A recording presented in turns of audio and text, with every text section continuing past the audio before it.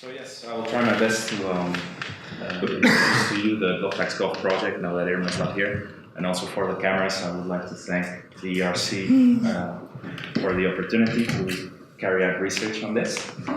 And I just wanted to share two things with you, which is what is it that we're looking at, the GLOBTAXGOV project, and also a little bit of how we're doing it. And so yes, this is a bit of the index, what we're going to look for. So what we're dealing with is the implementation of international tax standards by the OECD, which is a project that has been working or ongoing for the last years. And well, the key idea that these are rules for combat tax avoidance, and we're looking at them for the main purpose of assessing the global tax governance model. Global tax governance as a set of institutions governing issues of taxation that involve cross-border transaction of international applications. And the current model relies heavily on double tax treaties signed among countries. And there is one key player, which is the OECD, which sets the standards worldwide through the Model Tax Convention, but also recently through the BEPS project, which is a series of action plans or measures aimed at correcting the loopholes and tax avoidance opportunities that are created by the governance model and taxation. And a part of these rules should be implemented by a multilateral instrument. And there are also other actors which are interesting to look at, namely the European Union, which is also part of what we're dealing with in the project. So, if I can scroll down, this is the BEPS project, which has 50 measures, 4 of which are non-optative. So this means that anybody who wants to sign the BEPS project has to at least comply with these 4 minimum standards. And one interesting thing about the BEPS project is, of course, that OECD, but also non-OECD countries are implementing it. And the GLOBTAXGOV project focuses on these 4 minimum standards, which is what everybody should implement. There's more than 120 countries already, and yes, these are the 4 measures. One on harmful tax practices, like preferential tax regimes like IP boxes and so on, treaty abuse, transfer pricing, documentation, and also dispute resolution. And the way we're looking at it is that, well, we see the minimum standards as a rule that is being implemented, but we also want to look at the context of the country receiving the rule, because we assume that there is a legal culture and also other elements that are most likely affecting the way in which these minimum standards are being implemented.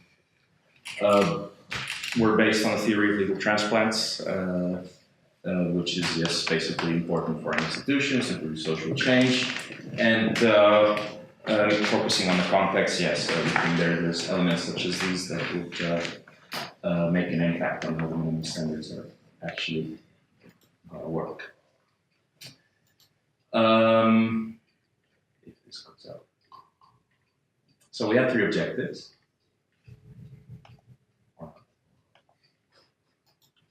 This is not. Okay. The main goal is to assess the current global tax governance model, as I explained. And there's 3 sub-objectives. One is to see how and why these rules are being implemented by the countries. The other one is a legitimacy issue, especially regarding non-OECD countries, to see how they are imposing standards on non-OECD countries.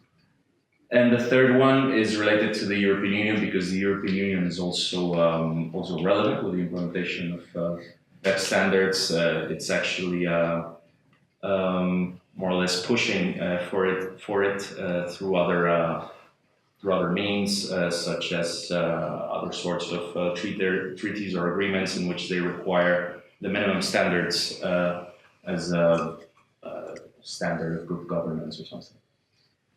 a bit deeper in the first objective, which is what I'm currently working on with Frederick. We're both PhDs in the project, and see how the minimum standards are being implemented. And for this, of course, we have a lot of desk research, but we also intend to carry empirical research through interviews, surveys, and workshops. And we're focusing on 12 countries, so 6 that are OECD and 6 that are non-OECD, to see more or less the differences between them. This is the second objective, and is related with legitimacy issues, and legitimacy issues regarding the OECD to set standards worldwide, as I said before. And this is, of course, the focus on the European Union, which is objective 3. But going back to objective 1, these are, well, the 12 countries that we're looking at. These are the United States, Mexico, Colombia, Spain, Ireland, Netherlands, India, Singapore, Australia, etc. And, well, the reasons why these countries were chosen for the project are several, but mainly we could name the legal system, the kind of economy they have, of course, if they're OECD, non-OECD, between OECD if they're EU and non-EU, and their level of BEPS commitment and so on. And, well, yes, this is just a short description, and I hope that it was useful, and thank you for your attention.